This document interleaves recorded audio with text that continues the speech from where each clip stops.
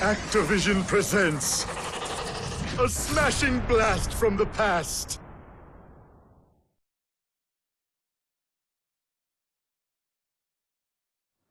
Developed by vicarious visions.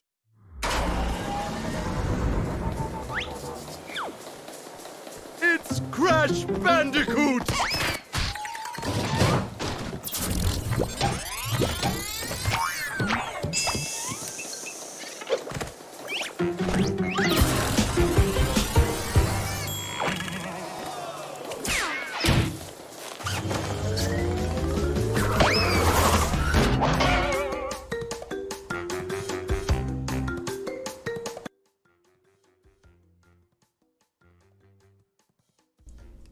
Whew.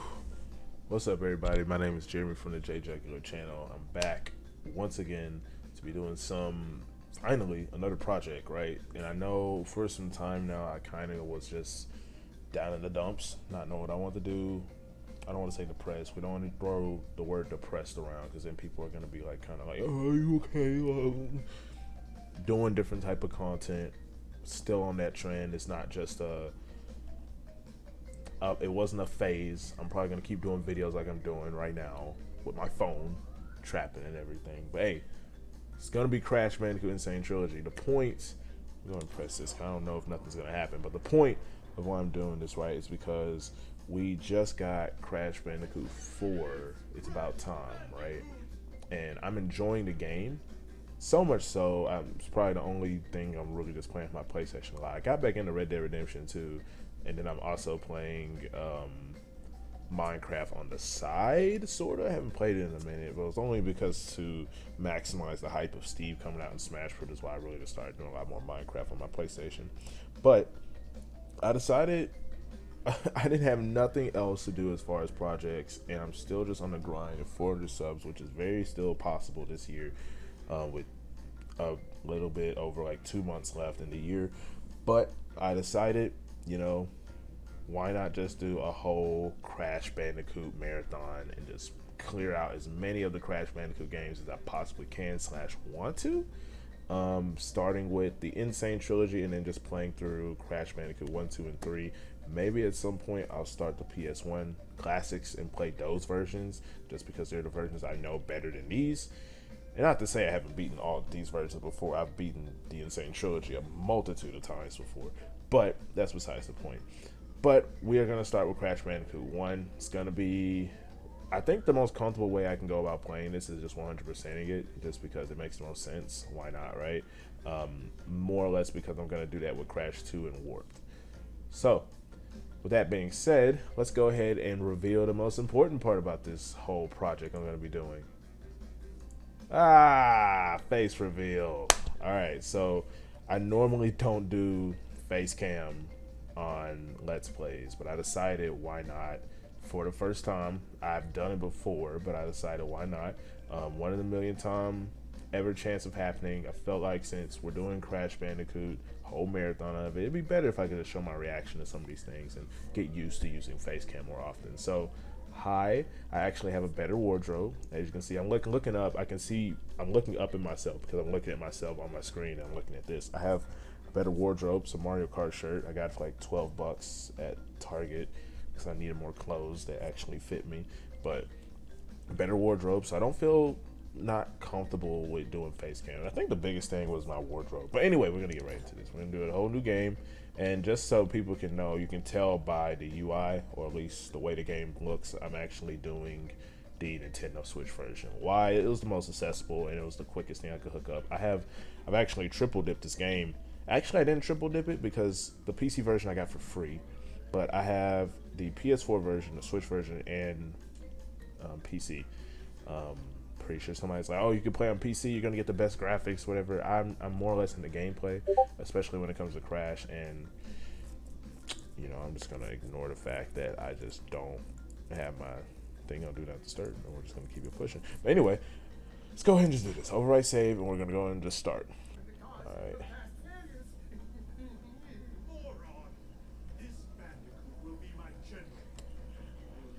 I can't really see this cutscene the same anymore after seeing the end, or at least the one of the endings of Crash 4. I'm not gonna spoil it, but I can't really just see this ending the same. We are closer than ever before. Quickly, into the vortex. The vortex. The vortex is not ready. This does not look that good on Switch, but I'm cool with that. It's still very much so playable.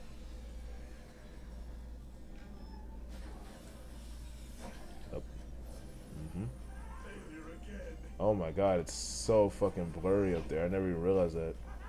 Capture him. Oh my gosh, dude.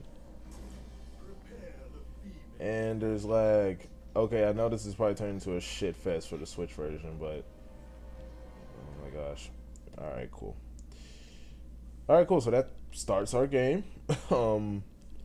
I was just not really I haven't played the Switch version in so long, man. It's been so fucking long. But yeah, this is Crash Bandicoot 1. Oh my goodness gracious. It's been so long. I cannot play the original games the same.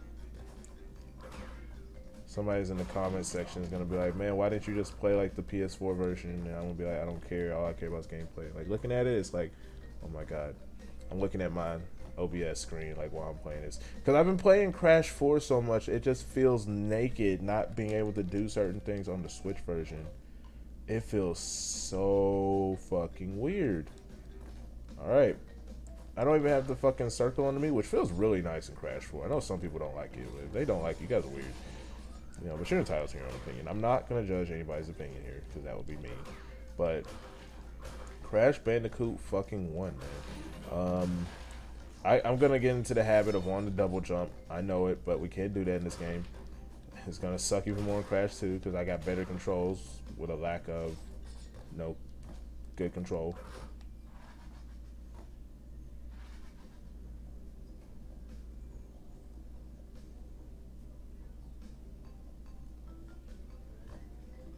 Okay, I was kind of curious. I was like, I wonder does the music change if you go back and forth, because I've never done it. But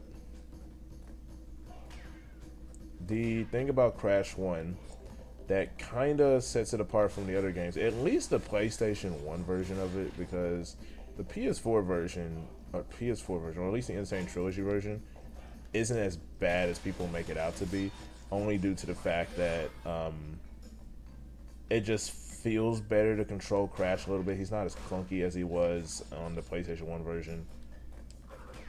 But I think the only thing that's really just a pain in the ass is really like how difficult it is to collect gems, the lack of abilities Crash has compared to all the other games after.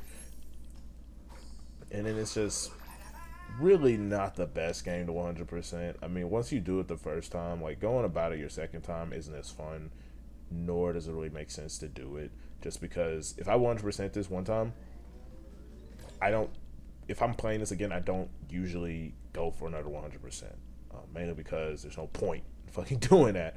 But I will say the history I have with Crash 1, it started off with, I think, when I was in 4th grade. We'll go with 4th grade.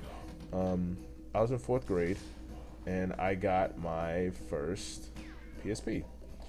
It was very, very short-lived in the fact because this was during an era where I thought it was actually pretty cool to bring my game consoles to school and stuff. Oh yeah, we about to get infinite of these. It's fucking dope.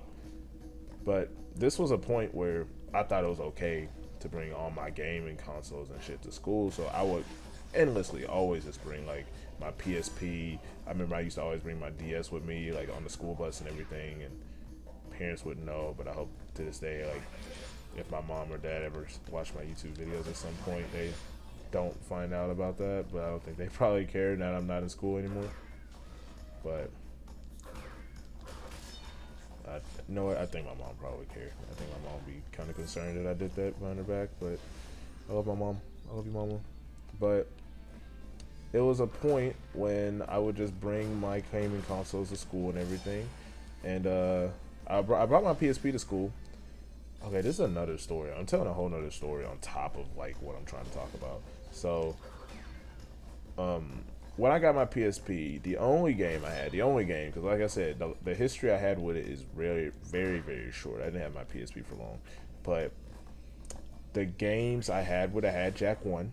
Well, no, I had Jak and Daxter: The Lost Frontier. That was the one PSP only game I had. I would have rather preferred to have Daxter, only because I did not finish The Lost Frontier, just because it wasn't really that good, in my opinion. So, after that, I realized I could buy PlayStation 1 games on the PSP. I had no history or research data on the PSP before I got it Christmas of whatever grade I got it. I'm pretty sure it was like 5th grade. I had no history of it. I knew nothing about it. I didn't know it was a thing. I mean, kids talked about it, but this was also an era where everybody was like, I lived in an era where people passed like GTA cheat codes on a piece of paper, like, so people talked about the PSP at school. I didn't hear a lot of topics on the DS, but oh my god, I want to double jump so bad. This just feels fucking weird. I lived in that era though, and when I got it, I realized I could buy like PlayStation 1 titles. What the fuck, yo? I realized I could buy PlayStation 1 games though. And then my main thing I wanted, I mean, I really want to replay the Crash games again, because I did not have them from my childhood anymore like I used to. This was like years later when I originally had the disc. So I would say I'm waiting for the up JP, that part of the song of the fucking level hits. Dun, dun, dun, dun, dun, dun. But I was like, cool, I really want to get like PlayStation 1 titles on my PSP. And I came across all the Crash games and everything. I came across Crash 2 and 3, and then I saw Crash 1. And, you know, I wasn't an idiot. You know, I knew that, you know, somewhere along the way that there was a Crash 1. As a child, I only knew 2 and 3. But I knew that there could have been a 1 out there. I just didn't think about it. I wasn't like, you know what, there's got to be a Crash 1 somewhere if we got Crash 2 and 3. So I was like, but it didn't really affect me when I was a kid. You know what I'm saying? So I was like, whatever. I don't give a fuck. It's like, it's out there somewhere. And then I saw it on the PlayStation Store. I was like, fuck it, I'll buy it. And the game at the time, I kind of didn't know nothing about it. It was weird, right? I'm playing it and everything. I'm like, this just feels weird. Why does Crash look like a crash test dummy? No pun intended. He just looks fucking ugly. Like, why does he look like that? And that was really my first taste of Crash 1. And then I would later find out how to use emulators and everything on my computer, my laptop, my PC. And then I started playing a lot more of it just to play it. I've never beaten that version of Crash 1. Never have I ever beaten the PlayStation 1 version of Crash 1 ever. I'd love to at some point, considering I just don't have it. But I think I actually had it on PS3 once. I might actually have it on my PS3 that my sister borrowed. I don't know, but yeah.